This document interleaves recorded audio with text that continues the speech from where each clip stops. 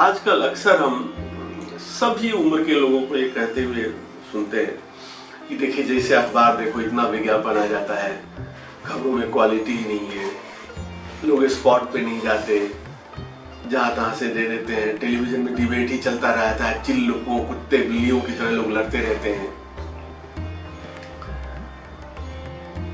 बात तो सही है, लेकिन उससे भी एक बड़ा सच है।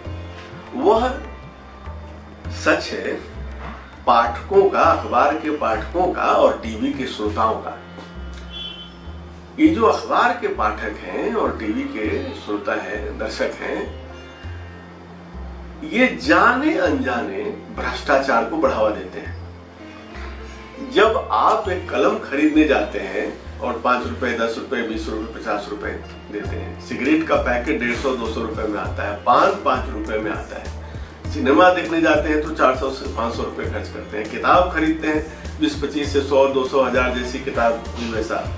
कोई चीज आप जो खरीदते हैं उसका आप मूल्य देते हैं, लेकिन एक अखबार जो आप पढ़ते हैं उस अखबार का मुश्किल से 10% दाम या उसका जो कॉस्ट होता है, उसकी कीमत है, आप अदा करते हैं। तो जिस अखबार के बनने में 50 रुपए लगते हैं और आप 5 रुपए देते हैं, तो 45 रुपए जो देता है वह उस 45 रुपए का प्रभाव उस अखबार के कंटेंट पे, उसके खबरों के चयन पे, उसकी प्रमुखता पे, उसके हेडलाइन देने पे, यहां तक कि कौन उस खबर को लिखेगा, देखेगा, सुपरवाइज करेगा, कैसे प्रभावित नहीं करेगा।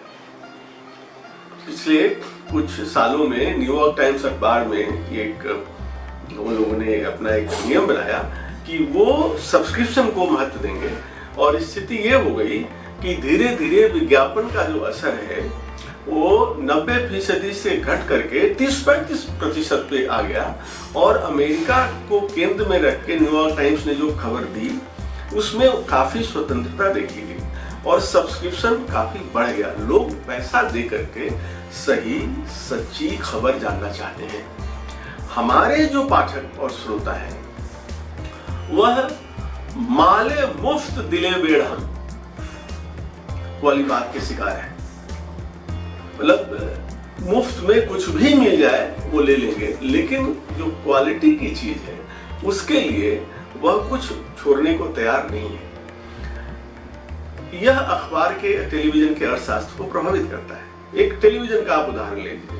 भारत में लगभग 1000 के आसपास चैनल हैं, उसमें 500 खबर के चैनल होंगे, 500 एंटरटेनमेंट वाले होंगे। लेकिन जो विज्ञापन है वह मुश्किल से 15% आता है टेलीविजन न्यूज चैनल्स को। यानी न्यूज चैनल्स में आपका शेयर लगभग 50% है और विज्ञापन में आपका शेयर सिर्फ 15% है। तो कितने का अंतर हो गया? 85 और 15। अब यानी 1:5 से भी ज्यादा का रेशियो हो गया। विज्ञापन जो न्यूज में आएगा और जो इंटरटेनमेंट में जाएगा, इसका दबाव क्या हो रहा है? जो टीवी चैनल है, जो न्यूज चैनल है, वह भी अब खुद को इंटरटेनमेंट की तरह परोसने लगे हैं।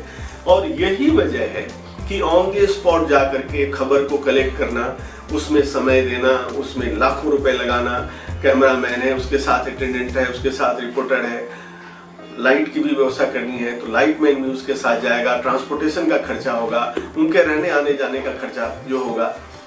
इन सबों से अच्छा वो 3, 4, 5, 6 लोगों को एक साथ बैठा लेते हैं जो गला फाड़ फाड़ कर चिल्लाते हैं और एक दूसरे से सहमत होने के अवसर होते हुए भी गैर वाजिब तरीके से एक दूसरे पे वैचारिक या कभी कभी शारीरिक हमले भी करते हैं। और उसमें दर्शक, श्रोता, उससे उनका मनोरंजन होता है। तो खबर मनोरंजन की तरफ टेलीविजन या अखबार की खबर में ट्रेंड देखा जा रहा है कि वो मनोरंजन की शक्ल लेते जा रहे हैं। क्यों ऐसा शक्ल लेते जा रहे हैं? इसलिए लेते जा रहे हैं कि खबर को कहीं ना कहीं एक बैलेंस में रखना होता है। वो है जनहित में और जन की रुचि के हिसाब से, जन रुचि और जनहित। लेकिन जब आप पैसा देकर अखबार नहीं खरीदेंगे, 50 रुपया के अखबार को 3 रुपया और 5 रुपए में खरीदेंगे, तो जनहित कमजोर पड़ेगा और जन रुचि जो है, जो मनोरंजन का जो पक्ष है, वो मजबूत हो जाएगा।